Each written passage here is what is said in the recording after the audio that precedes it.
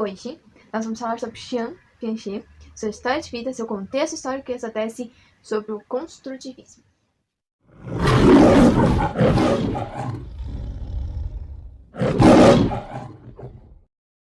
Oi, tudo bom?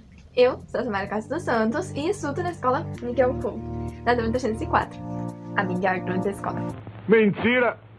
Esse vídeo pertence ao componente curricular filosófico e está sob a direção do professor Cristiano. Então, se você não gostar, vai reclamar com ele, entendeu? E para começar, a gente vai falar sobre Chiang Kai-shek. Afinal de contas, quem que é esse Chiang Kai-shek?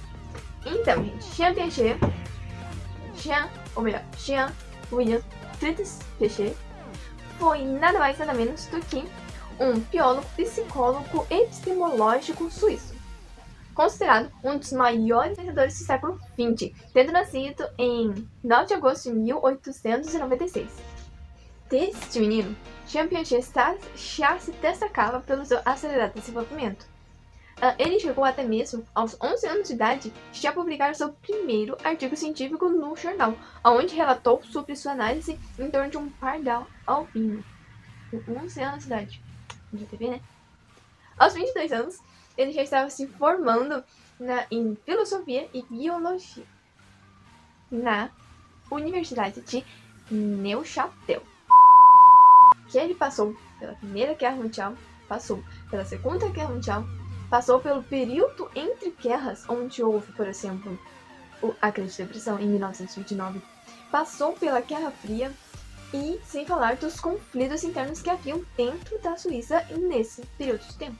Então, era um momento muito agito na humanidade, né? Muito, embora a Suíça tenha estado neutra durante as guerras, mas isso não a impediu de ser extremamente afetada, porque ela era muito dependente da importação e exportação.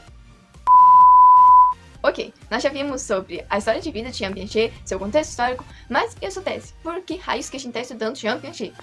Porque ele é o pai do construtivismo, que, segundo Becker, é a ideia de que nada a rigor está pronto ou acabado, e que, especificamente, o conhecimento não pode ser dado em nenhuma instância como terminado. Ou seja, nós estamos sempre em construção, nós sempre seremos crianças em construção. Piaget dividiu o desenvolvimento infantil em 4 fases.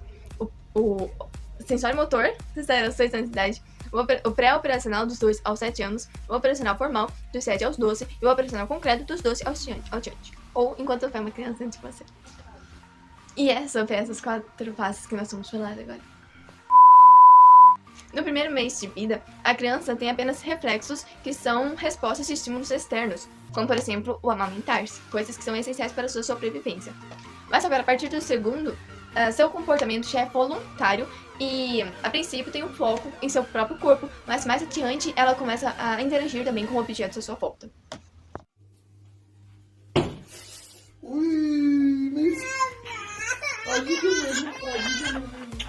Até o primeiro ano de idade, a criança entende o segredinho do causa e efeito, ou seja, eu choro, mamãe atende.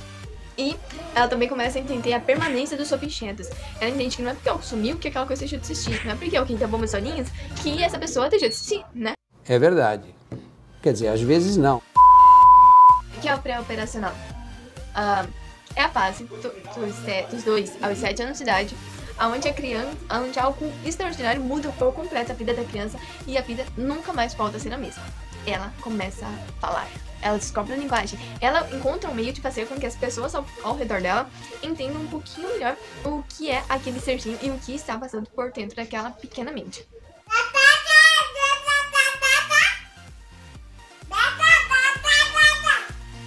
Nessa faixa etária também é muito comum elas confundirem fenômenos físicos com fenômenos psíquicos, como por isso que é normal ver elas falando de amigos segredos e monstros debaixo da cama.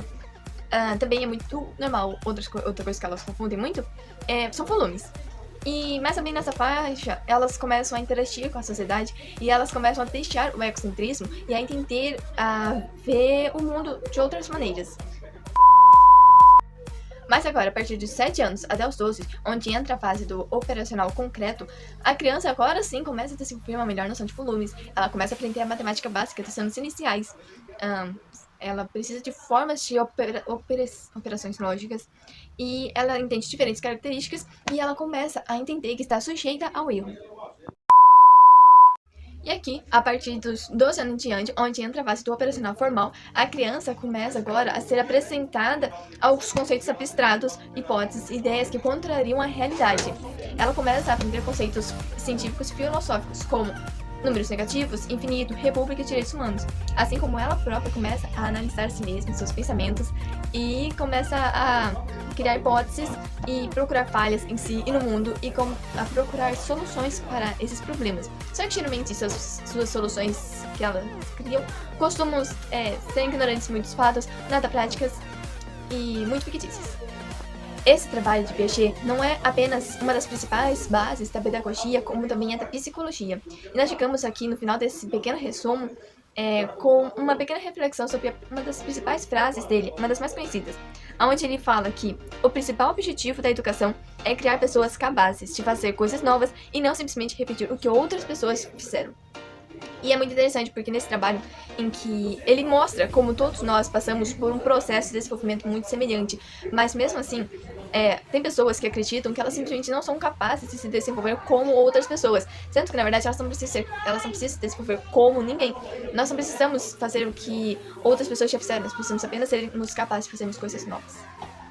E tenham um bom dia, uma boa tarde, uma boa noite, uma boa madrugada, meus queridos e queridas. Não esqueça de dar like e deixe seus comentários e sigam a página da escola. Beijinhos!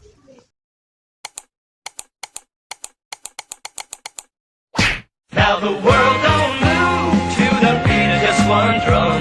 What might be right for you may not